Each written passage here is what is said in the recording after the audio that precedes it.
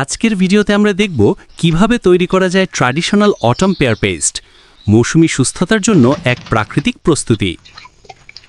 প্রথমে দেখা যায় গাছ থেকে পাকা নাশপাতি সংগ্রহ করা হচ্ছে। এরপর নাশপাতিগুলো পানিতে ভালোভাবে ধোয়া হয়। ধোয়া শেষ হলে নাশপাতি পাতলা করে কেটে ছোট ছোট টুকরো করা হয় এবং একটি বড় বাটিতে রাখা হয়। এই টুকরো করা নাশপাতি পরে বড় একটি ওক দিয়ে আগুনে বসানো হয়। এরপর যোগ করা হয় আরও কিছু উপকরণ। গাছ থেকে লকাট পাতার সংগ্রহ, সেগুলো ধোয়া ও কেটে নেওয়া হয়। এর সঙ্গে লাল খেজুর, আদা আর মাঙ্ক ফ্রুট যোগ করা হয়। সব উপকরণ একসাথে ওক দিয়ে ভালোভাবে নেড়ে রান্না করা হয়।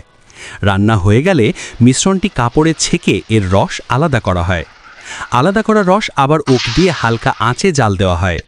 এ সময় শুকনো লিলিবাল পিষে গুঁড়ো করা হয়। ধীরে ধীরে নাশপাতির রস ঘন হতে থাকে। ঘনত্ব পরীক্ষা করার জন্য সামান্য রস পানিতে ফেলা হয়। সব শেষে লিলি বাল্বের গুঁড়ো মিশিয়ে দেওয়া হয় ঘন রসে। ভালোভাবে মিশে গেলে এটি গাঢ় পেস্টে রূপ নেয়। প্রস্তুত পেস্ট কাঁচের ছোট জারে ভরে সংরক্ষণ করা হয়। ভিডিওর শেষে দেখা যায় 1 চামচ নাশপাতির পেস্ট 1 গ্লাস পানিতে মিশিয়ে পান করার পদ্ধতি। যদি ভিডিওটি ভালো লেগে থাকে তবে অবশ্যই লাইক দিন, শেয়ার করুন এবং সাবস্ক্রাইব করুন আরও নতুন ভিডিওর জন্য।